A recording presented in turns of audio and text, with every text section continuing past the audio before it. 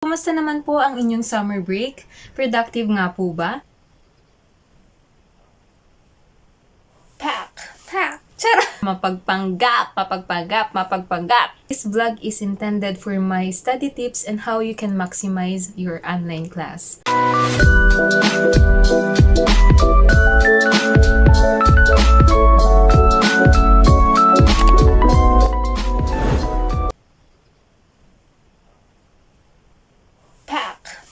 Tara!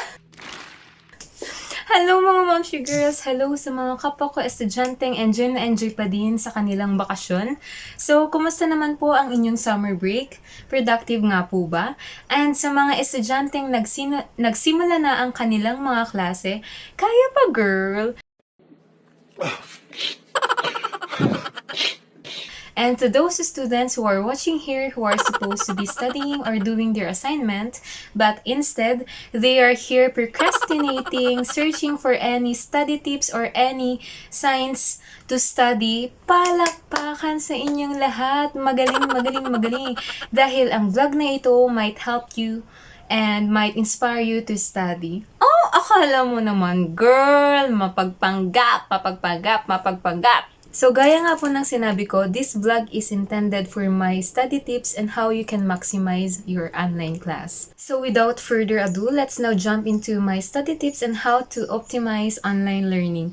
So, tip number 1, ang pinakamahalaga po is you have to know your style for learning. Yes po, there are many different types of learning style. Ang isa po dito is yung pinaka-common, which is the visual learners. Ito po yung more on mga pictures, diagrams, whiteboards, and mga PowerPoint presentation. Mas mabisa po sa kanila yon. And isa din po is yung mga mahilig pong mag-highlight ng mga notes. Yung tipong mapupunan na po lahat ng libro, nakukulayan na po lahat, and mahilig pong gumawa ng mga post-its. Yung tipong malalagyan na po lahat ng mga sticker, bawat pader po ng bahay po. Dahil doon po nag-work sa kanila yon. Yung tipong matatandaan na lang po nila, yung na-highlightan ko ng color green. Yung nanditong part na to sa pader. Yun po, mas mabilis po sa kanilang mag-process ng information visually. Number 2 is music or auditory learners. This one is they prefer music or sounds or even rhythms for them to learn. Ito po yung halimbawa is mahilig po silang mag-record ng mga lectures or mga voice record ng mga lectures ng kanilang mga professors, or even mahilig po silang makinig sa podcast. Nakikinig lang po sila kahit po siguro nasa banyo sila tas pinapakinggan lang nila yung playlist na lecture is dun po sila natututo. Yes po, sounds po ang pinaka-strength nila. Number 3 is verbal learners. Words are your strong point. You prefer to use words in both your speech and in your writing. Ito po yung mga mahilig magsulat ng mga essays or kahit ano pa man. It is a must na attend ka sa lecture dahil sila po yung mga estudyanteng mahilig mag-take ng notes word to word. Number 4 is kinesthetic learning. Ito po is you use your hands, your body, and your sense of touch for you to learn. You incorporate body movements and even act things out. For example po is ito po yung mga mas natututo pag may ginagawa like naglilinis habang nagme-memorize or nag-aaral or nag-workout habang nagsasaulo or naglalakad habang nagbabasa. Doon po sila mas nai-stimulate yung brain po nila. Yung gumagalaw and involved po ang sense of touch. Kinesthetic or tactile learning. Meron din pong mga logical or mathematical learners. Learning for them is very easy when they use the logic, reasoning, system, or sequences. Ito po yung mas preferred po nila yung mga graphicals, mga flowcharts, and schematic diagrams para mas matuto po. Number 6 is interpersonal learners. Learning with groups and working with others are favored by those social learners. Ito po yung mas mahilig po silang lumabas na may mga kasamang ka-study groups po dahil dito po sila mas natututo sa pamamagitan po ng brainstorming and discussing their ideas. And last but not the least po is yung kabaliktaran po ng interpersonal learning, which is yung intrapersonal learning which you prefer to self-study or to work alone than in group. Mas gamay mo po na mag-aral ka ng mag-isa na walang nakakakita sa'yo and walang kasama kesa yung lumalabas ka na may mga study group. And sa akin po is, ang learning style ko po is ako po yung kinesthetic learning or tactile learning. Bilang online class po is mas prefer ko pa din po na print out yung mga PDF files po namin para sa ganun nahahawakan ko pa din po yung inaaral ko and at the same time nakakapag-notes pa din po ako sa papel. And mas prefer ko din po yung intrapersonal learning. Ayoko po kasi ng may mga ka-study group or mga kasamang nag-aaral, not unless very master ko na po yung topic na inaaral ko. Okay lang po na mag-study group ako.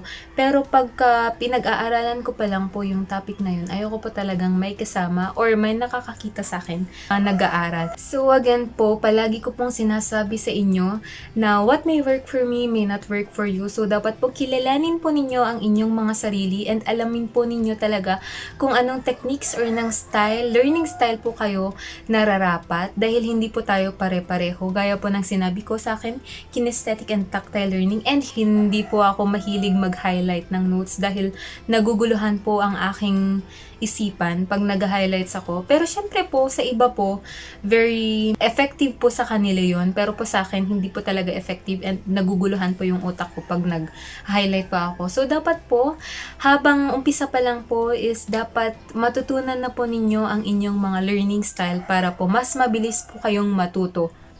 Tip number 2, you have to set up a dedicated study area. What am I trying to say is that hindi naman po kailangan na dapat bumili po kayo ng mga mamahaling kagamitan or dapat kompleto po kayo ng gamit sa inyong study area or hindi ko din po sinasabi na dapat magpagawa kayo ng place ninyo for your study area or magpa-renovate po kayo ng bahay. Ang sinasabi ko po sa inyo is, hindi naman po kailangan na malaki or malawak yung inyong study area. Basta ang mahalaga po is meron po kayong space for your study area. Maliit man po yan o hindi man po ganong kalakihan, basta meron po. Or kung wala naman pong place, pwede naman po kayong mag-put up ng mga foldable tables po or yung mga maliliit na table para sa ganon, meron pa rin po kayong space for you to study. And one more thing po is do not study where you sleep and do not sleep where you study. Kasi po, ang body and mind natin is trained that the bed is place for us to sleep. Of course, kaya po tayo nakakatulog and vice versa. So you have to have your area for your sleep and you have to have one area for your study. And your study area should be well lit and dapat komportable ka po. In that way po, mas mabilis po ang pagpasok po ng mga ideas and mas matututo po tayo. Tip number 3, you have to plan or set up a schedule. Yes po, there's a time for everything po. Kaya dapat po mag-set up ka po ng time for you to study because ang utak po natin at ang katawan po natin is natitrain po para po i-prepare ang utak natin for our study time. Please try our really best to follow this schedule. And maliban po sa pag-set up ng ating schedule for our study time is we should have at least establish a distraction time. Distraction time meaning to say it is your leisure time, your social media time, your nap time, your dog time, your gaming time, and lahat po ng oras na hindi po related po sa inyong study time. Dahil po ang tendency po niyan, pag puro study time lang po is madadivert po yung attention natin during our study time. This technique is para po matrain yung brain po natin na there's a time for everything na may schedule po na fina-follow. Dahil ang tendency nito po is hindi po dadayahin ng katawan natin, ng utak natin na hindi i-follow yung given time for study kasi sasabihin ng utak mo, mag-aaral muna ako ngayon kasi mamayang ganito is matutulog ako dahil ito yung naka-establish na pagtulog ko. Kaya wag muna akong matulog ngayon, or wag muna akong mag-cellphone ngayon, or wag muna akong makipag-chika ngayon, makipag-chismis ngayon dahil hindi ito ang study time ko. And kung hindi nyo po maiiwasan na ang distractions talaga during your study time, like your social media and everything, during your study time is pwede din po ninyong i-turn off lahat po ng notifications ninyo. And then, pagka leisure time na po ninyo, pwede nyo na pong i-turn on. And kung hindi po talaga ninyo mapigilan habang nag-i-study kayo and nag-chat yung classmate ninyo, oy, may chismis ako girl, wag muna yan. Kung hindi nyo po talaga may iwasan, or pag kunwari hawak po yung cellphone tapos nag-Facebook na, scroll na agad for 3 hours, hindi nyo namalayan, ubos na yung oras po ninyo sa pag-aaral and inaantok na kayo, is ang pwede po ninyong gawin is you temporarily uninstall all the applications that is causing you to be distracted. Sa ganon, hindi po kayong matatambakan sa inyong mga aaralin or mga gagawin. Kaya dapat po meron po talaga tayong schedule na fina-follow. Tip number 4 is you must expand your resources. Ang sinasabi ko po is hindi naman po na dapat magre-rely lang tayo sa discussion ng ating professors or discussion ng lectures. Hindi po ganon. Responsibilidad po nating mga estudyante na dapat i-expand po natin yung information na binibigay po ng ating professors dahil hindi naman po lahat is binibigay nila. Hindi na po tayo elementary. Hindi na po tayo nasa grade school na spoon feeding. Dapat gawin po natin yung magbasa po ng iba't ibang articles. Since nasa techie age na po tayo, madami na pong available resources, madami na pong pwedeng i-download na iba't ibang books, PDF file, mga articles, or kung may hindi po naiintindihan sa sinabi ng professors or ng teachers po natin, pwede po kayong mag-search sa YouTube. Madami pong tutorial doon, like pagka sa science po is i-search nyo po yung Ninja Nerd. Kasi pagka hindi nyo po naintindihan ang turo po ni teacher, pwede po tayong maghanap ng ibang resources para po mas maintindihan yung sinasabi ni teacher. Kung meron pong additional na website po na provided ng inyong mga schools, like yung sa amin po is meron din po kaming lectoryo, pwede nyo pong i-access yun dahil sobrang help din po yun, additional information. Do you know how to diagnose and treat pheochromocytomas? So, ganito po yung lectoryo. Meron pong mga video lecture ng iba't ibang topic. And then, after ng video is meron po siyang quiz para ma-assess kung may natutunan ka ba. And meron din pong mababasang mga articles related to that topic.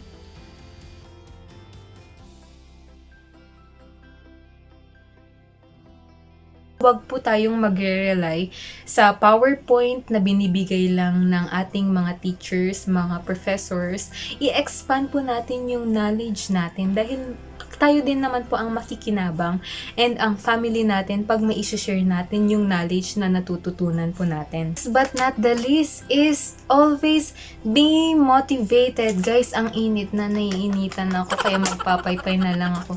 Opo, mahirap pong mag-aral ng pilit, mahirap pong mag-memorize ng galit, mahirap pong mag-aral ng nalulungkot, may kaaway, or kahit ano pa man. Kaya i-train po natin yung isipan po natin na kahit ayaw po natin yung inaaral natin, is dapat happy pa rin po tayo and always be motivated. Mahirap po talaga, pero isipin po natin yung mga gusto natin maging in the future, like if gusto mo pong maging doktor, maging educator, maging engineering, or maging presidente man ng Pilipinas, isipin mo po yun, maging motivated ka, isipin mo po yung unang dahilan kung bakit mo po pinasok itong pag-aaral na to, para po sa ganon, motivated ka pong mag-aral and masaya po yung isipan mo, mas mabilis po yung pagpasok at retention ng mga ideas pagka po motivated po ang isang tao. Ang dami-dami kong koda, hindi ko alam, para naman akong nag-aaral ng matino. Sa sinabi kong yun, papagalitan ako ng nanay ko. Yes po, disclaimer lang po, nag-aaral po ako ng matino. Hindi naman po ako ganung katalinuhang estudyante. Tamang chill lang po and tamang aral lang po para mabalance po ang aking buhay-buhay. Ha? Ganun ba yan, girl? Masyadong mapagkagap. So, ayan po, I hope po na may natutunan po kayo. Hindi pa po huli para po baguhin or para i-set up po ang katawan po natin sa pag-aaral. Sa mga estudyante po dyan na hindi pa po nagsisimula, establish na po natin ang ating isipan para po mai-ready na. Para wala ng vacation lag. Kung may jet lag, dapat may vacation lag din. Para sa ganun po, ready na po tayo pagpasok. Sa mga estudyante po dyan na hindi pa po nagsisimula, grab na po natin yung chance na mag-start mag-advanced reading or mag-aral ng kahit ano po. Or i-train na po natin yung isipan po natin na magbasa-basa para po sa pasukan pagdating, hindi na po magugulantang ang ating isipan or magre-reklamo na ano ba yan, ang daming information na pumapasok, information overload. Hindi na po gaganon kasi nasanay na po or na-train na po yung utak natin sa pagbabasa. Kaya please, kung may time po kayo, use that time for you to study. Again, mag-aral ng mabuti at mag-ingat palagi. Just click the like button and please subscribe po. Please, please, please! Pak. Bye-bye! Ingat po palagi!